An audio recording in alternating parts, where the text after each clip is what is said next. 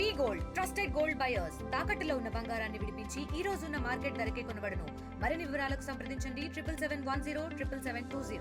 Okay Chamal గారు, అంటే అద్దంకి రెడ్డి కాకపోవటం అతను చేసిన తప్ప, అంటే అద్దంకి రెడ్డి అయ్యి ఉంటే వేరే విధంగా నిలబెట్టేటోళ్ళ ఏంది ఏమో ఎంపీ ఎంపీ టికెట్ ఉండేవారేమో. నేను ఒకటే అండి, రెడ్డి నాన్ రెడ్డి అనేది డెఫినెట్గా ఈరోజు మీరు ఆ అంశము మాట్లాడు. మీ వాళ్ళే తీసుకొచ్చారు అంశం, పెద్ద ఎత్తున తీసుకొచ్చారు అంశం. ఎవరు? రెడ్డి నాన్ రెడ్డి, రెడ్డి బీసీ అనే అంశం మీ వాళ్ళు తీసుకొచ్చారు. మీ పార్టీ వాళ్ళని సస్పెండ్ చేశారు, ఇప్పటికీ గలం విప్పుతున్నారు.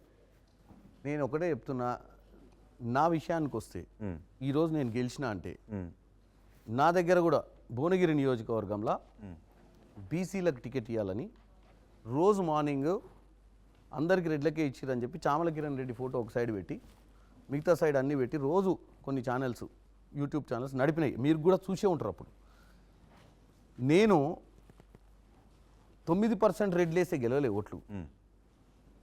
నేను 2,30,000 ఓట్లతో గెలిచిన అంటే అన్ని కులమతాలకు అతీతంగా నాకు ఓట్లేస్తేనే కదా. లేదు అంటే మిమ్మల్ని అద్దంకి దయకనే చూసుకుంటే మీ దగ్గర ఉన్న సెన్స్ ఆఫ్ హ్యూమర్ ఏంటి? రేవంత్ రెడ్డికి నచ్చిన సెన్స్ ఆఫ్ హ్యూమర్, అద్దంకి లేని ఆ సెన్స్ ఆఫ్ హ్యూమర్ ఏంటి? అన్న నువ్వు మొత్తం ఇన్వెస్ట్మెంట్, నువ్వు అంతా దావోస్ ఇన్వెస్ట్మెంట్స్ మీద పడ్డావు కదా. కిరణ్ కుమార్ రెడ్డి గారు సమయమా? ఆయన అంతకంటే ఎక్కువ పెట్టిండు సమయం. పెట్టుబడి కాదు. ఇంకొక అంశం చెప్తా మీకు. కిరణ్ కుమార్ రెడ్డి గారు, ఒకటి కాంగ్రెస్లో రెడ్ల ఆధిపత్యం కొనసాగుతోంది, రెడ్లు బీసీలను అణగదొక్కుతున్నారని చెప్పి మీ పార్టీలో ప్రెజెంట్ ఎమ్మెల్సీలు, మాజీ ఎంపీలు పబ్లిక్గా అనౌన్స్ చేస్తున్నారు, పబ్లిక్గా విమర్శలు చేస్తున్నారు. బీసీలకు అన్యాయం జరుగుతుందా లేదా కాంగ్రెస్ పార్టీలో? నేను ఒకటే చెప్తాను, బీసీలకు అన్యాయం జరిగేది ఉంటేనో బీసీల మీద మాకు రెడ్ల ఆధిపత్యం ఉందా లేదా? రెడ్ల ఆధిపత్యంని నేను తప్పుపడతా. ఈ మధ్య కాలంలో అంటే last 10 years, last 5 years, last 5 months మార్పు వస్తుంది. రెడ్ల ఆధిపత్యం ఉందా లేదంటే నేను సింపుల్గా చెప్తా కదండి. ఈరోజు నల్గొండ జిల్లాలో మొత్తం రెడ్లే కదా ఎమ్మెల్యేలు. అటు ఒప్పుకుంటున్నారా రెడ్ల ఆధిపత్యం ఉంది, బీసీలకు అన్యాయం జరుగుతుంది? ఒప్పుకోవట్లేదు. బీసీ బిడ్డలకు చెప్తున్నా ఏంటంటే, మీ దగ్గర ఐక్యత ఉంటే రెడ్లు ఇంతమంది గెలవరు. మీ దగ్గర మీరు ఏ గౌడ్ని పెడితే యాదవ్ సపోర్ట్ చేయడు, యాదవ్ పెడితే ముదిరాజ్ సపోర్ట్ చేయడు, ముదిరాజ్ సపోర్ట్ పెడితే కుర్మ సపోర్ట్ చేయడు. మీరందరూ ఒకటయ్యి మీరందరూ ఏకతాట మీద ఉంటే డెఫినెట్గా వాళ్ళ రిప్రజెంటేషన్ పెరుగుద్ది. నేను అనేది ఏంటంటే 52 కులాలు 100 కులాలు ఉన్నటువంటి బీసీల పర్సంటేజ్ ఎంతున్నా స్ప్లిట్ అండ్ డివైడ్ చేసినప్పుడు వాళ్ళ దాంట్లో వాళ్ళ కోఆర్డినేషన్ లేకనే ఈరోజు భారతదేశంలో మనం స్వతంత్రం వచ్చిన తర్వాత కూడా రిప్రజెంటేషన్ కోల్పోతుర్రు. అన్ని రకాలుగా వాళ్ళకి అన్ని అంగళాలు, అన్ని ఆర్థిక బలాలు ఉన్నా కానీ వాళ్ళ దగ్గర సమైక్యత, అండర్స్టాండింగ్ లేకనే కదా ఈరోజు కులగణన అయితే ఈరోజు ఆ కులంలో ఉన్న లీడర్లే చర్చలు పెట్టుకుంటారు, మాది తగ్గింది మీది పెరిగిందని. నేను అనేది ఏంటంటే వాళ్ళ ఐక్యతతోటే ఇక్కడ యూనిటీ అయితేనే స్ట్రాంగ్ అవుతారు. ఈరోజు డెఫినెట్గా మీరు అన్నట్టు ఒక పార్టీ బీసీకి ఇస్తే ఇంకో పార్టీ రెడ్డికి ఇస్తుంది. ఫర్ ఎగ్జాంపుల్ చెప్తాను, ఎందుకు ఇస్తుంది? ఈ బీసీలలో ఐక్యత లేదు, ఈ రెడ్డే గెలుస్తాడని. పార్టీలో గెలిపే ముఖ్యం. ఎండ్ ఆఫ్ ద డే మనం అందరం చర్చలు చేసుకుంటాం. ఏమని చాలా గొప్పగా మాట్లాడుకోవచ్చు. అంబేద్కర్ గారు రాసిన రాజ్యాంగం మీద మాట్లాడవచ్చు, గాంధీ గారు చెప్పిన సూత్రాల మీద మాట్లాడవచ్చు. తీరా ఎన్నికల సమయానికి వచ్చేసరికి ఏ పార్టీ అయినా ఏ సిస్టమ్ అయినా ఏం చూస్తుందండి? విన్నబిలిటీ చూస్తుంది. విన్నబిలిటీ ఉండాలంటే ఏం చేయాలి? యూనిటీ ఉండాలి. 9% 10% ఉన్న రెడ్లకు యూనిటీ ఉంది అని కాదు. 9% 10% ఉన్న రెడ్లు బీసీలను పోలరైజ్ చేసుకోగలుగుతారు వాళ్ళ సైడు. దాంతో ఏమవుతుందంటే సింగిల్ పార్టీ బీసీ లీడర్ ఎవరైనా కానీ అన్ని బీసీ వర్గాలను కలుపుకున్నట్టయితే వాళ్ళ స్ట్రెంత్ ముందు ఎవరు పనికి వస్తారండి? డెఫినెట్గా ఈ ప్రశ్నకు నేను ఓపెన్గా సమాధానం చెప్తున్నా. దీనికి కారణము లోపం బీసీలోనే ఉందంటారు. 100% వాళ్ళ అండర్స్టాండింగ్, వాళ్ళ యూనిటీ. మనమందరం ఒకటే. మనము కుల వృత్తుల వల్ల వెనకట కులాలు వచ్చినాయి. ఇలా కుల వృత్తులు కాకుండా ఒక సామాజిక ప్రజాస్వామ్యంలో ఏం రాసిరండి? డెమోక్రసీలో ఏది మన కాన్స్టిట్యూషన్లో వెనకబడ్డ వాళ్ళు ఎవరైనా కులానికి సంబంధం లేదు, వెనకబడ్డ వాళ్ళ ఎవరినైనా రిజర్వేషన్లో యాడ్ చేయొచ్చు అని రాశారు. అంటే ఈరోజు ఒక 10-20 ఏళ్ళ తర్వాత రెడ్లు కూడా వెనకబడరు అనుకోండి.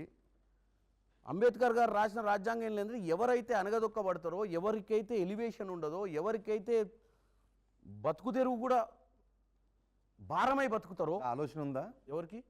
రెడ్లను కూడా బీసీలో చేర్చాలని. వీళ్ళందరూ ఒకటే. రేపు పొద్దున రెడ్లు వీక్ అయిపోతే రెడ్లకు కూడా రిజర్వేషన్ ఇవ్వాల్సి వస్తుంది. ఇప్పుడు అడుగుతారు లేరా? మరాఠీలు అడుగుతారు. మీకు తెలుసా? మహారాష్ట్రలో మరాఠీ అనేది అప్పర్ కాస్ట్. మరాఠీలు అడుగుతారు రిజర్వేషన్స్. మా దాంట్లో ఇప్పుడు మీరు ఒకటే చెప్పండి, 10% రెడ్ల అందరు రెడ్లు ఈరోజు అన్న చెప్పినట్టు మొత్తం పెట్టుబడిదారులు ఎవర్రా? మెజార్టీ మీరే కదా. మెజార్టీ కాదు, రెడ్లందరూ 3 పూటల మంచి బ్రహ్మాండమైనటువంటి వ్యవస్థలు 5 చదువులు చదవడానికి కోట్ల రూపాయలు వెచ్చించి పిల్లల్ని చదివించి ఏ అప్పులు లేకుండా ఏ సూసైడ్ చేసుకోకుండా ఏ రైతు కూడా రెడ్డి సూసైడ్ చేసుకునే పరిస్థితులు ఉన్నాయి అంటున్నా. ఉన్నాయి కదా. నేను అనేది ఏంటంటే ప్రతి దాంట్లో ఉంటారు అప్స్ అండ్ డౌన్స్. కాకపోతే ఏంటంటే ఈరోజు బీసీలకు ఈరోజు కులగణన చేసి క్లారిటీ ఇంకోటి చెప్తాడు. ఒకటి మాకే కనుక బీసీల గురించి లేకపోతే కులగణన చేయాల్సిన అవసరం అందరి లెక్క టైం పాస్ చేయొచ్చు కదా. అంటే మీరు కాంగ్రెస్ అధికారంలోకి వచ్చిన తర్వాత కేంద్రానికి పంపిస్తారు, కేంద్రం ఎలాగ ఆమోదించదు. రేపు 6వ తారీఖు నాడు క్యాబినెట్ పెట్టి ఇక్కడ క్యాబినెట్ ఆమోదం చేసి అఖిల 10వ తారీఖు నాడు తీసుకెళ్తారు. తీసుకుపోతాము. అక్కడ మెజార్టీ లేదు, మీకు 98 సీట్లు ఉన్నాయి, అది ఎలాగ నెగ్గదు. సో మీరు చేస్తుంది టైం పాస్. అడుగుతున్నాం కదా ఈ కాంగ్రెస్ 8 మంది పార్టీ ఎంపీలను కూడా అడుగుతున్నా. నేనేమంటున్నా 17 మంది పార్లమెంట్ సభ్యులు ఉన్నాం. ఇవాళ చంద్రబాబు నాయుడుకి ఎక్కువ ఇంపార్టెన్స్ ఇస్తారు బీజేపీ వాళ్ళు ఢిల్లీలో. బీహార్లో నితీష్ కుమార్కి ఎందుకు ఇస్తారు? వాళ్ళ అవసరం ఉంది కనుక. దేనికి? వాళ్ళు ఎన్డీఏ కూటమిలో ఉన్నారు. అరే 18వ లోక్సభను కాపాడుకోనికే నీ దాంట్లో గెలిచినోని పట్టించుకోకుండా నువ్వు ఈయన అడిగేది ఇవ్వకుండా నువ్వు ఆడోడు అడగని దాన్ని ఇస్తున్నావు కదా. నేను అనేది ఇక్కడ 8 మంది వీళ్ళకి వచ్చిన సీట్ల 240 సీట్ల 8 మంది కూడా ఉరు కదా. ఈ 8 మంది కూడా బీజేపీ వాళ్ళే కదా. ఈ బీజేపీ వాళ్ళ నోట్లేసి బీజేపీ ప్రభుత్వాన్ని బతికియాలని వీళ్ళని పార్లమెంట్ పంపించారు కదా ఇక్కడ ప్రజలు. మరి వీళ్ళ సమస్యలను కూడా 8 మంది క్యారీ చేయాలి కదా అక్కడికి. ఇలా తెలంగాణ ప్రభుత్వంలో చిత్తశుద్ధి ఉండి గులగణన చేసినప్పుడు ఈ 8 మంది గెలిపించిన ప్రజలకు జవాబుదారీ 8 మంది రేపు పోయి మా 8 మంది తోటి వచ్చి ప్రధానమంత్రి దగ్గర మరి బిల్లు పెట్టమని ప్రెజర్ పెట్టాలి కదా. కానీ మీరు కరెక్ట్గా చేయలేదని చెప్తున్నారు కదా. కరెక్ట్గా అంటే ఇంకేం చేస్తారు? 3,60,000 మంది ఎన్యూమరేటర్లు పెట్టిన తర్వాత కూడా ఎన్నో వివిధ కారణాల వల్ల వాళ్ళు చేసుకోలేకపోతే మళ్ళీ వాళ్ళకు 15 రోజులు ఎక్స్టెన్షన్ ఇచ్చి 3 రకాలుగా వాళ్ళు రాకుండా వాళ్ళ దగ్గరికి పోలేని పరిస్థితి ఉన్నా వాళ్ళు ఆన్లైన్లో ఒక టోల్ ఫ్రీ కాల్ చేసి కూడా చేసుకోవచ్చు అని చెప్పారు కదా. చేసుకోవచ్చు కదా. మీ పార్టీ నాయకులే కదా బీసీ గణనలో కూడా తప్పులు జరిగాయని చెప్తున్నది. నేను ఒకటే చెప్తున్నాను, కాంగ్రెస్ పార్టీ వాళ్ళే కదా చెప్తున్నారు. కాంగ్రెస్ పార్టీలో ఎవరికన్నా ఎమ్మెల్సీ పదవులు రానోళ్ళు ఎమ్మెల్సీ పదవుల కోసం పోరాటోళ్ళు ఏదైనా ఎమ్మెల్సీ పదవి వచ్చి సస్పెన్షన్ కూడా గురయ్యాడు. నేను అనేది నిన్న రేవంత్ రెడ్డి గారు క్లియర్గా చెప్పారు, చెవులే చెప్పాల్సిన మైక్లో చెప్తారు, మైక్లో చెప్పాలి చెవులు చెప్తారు అని. మరిన్ని వీడియోస్ కోసం ఛానల్ ని సబ్స్క్రైబ్ చేయండి. లేటెస్ట్ అప్డేట్స్ కోసం వాట్సాప్ ఛానల్ ని ఫాలో అవ్వండి. ఆ లింక్ డిస్క్రిప్షన్ లో ఉంది.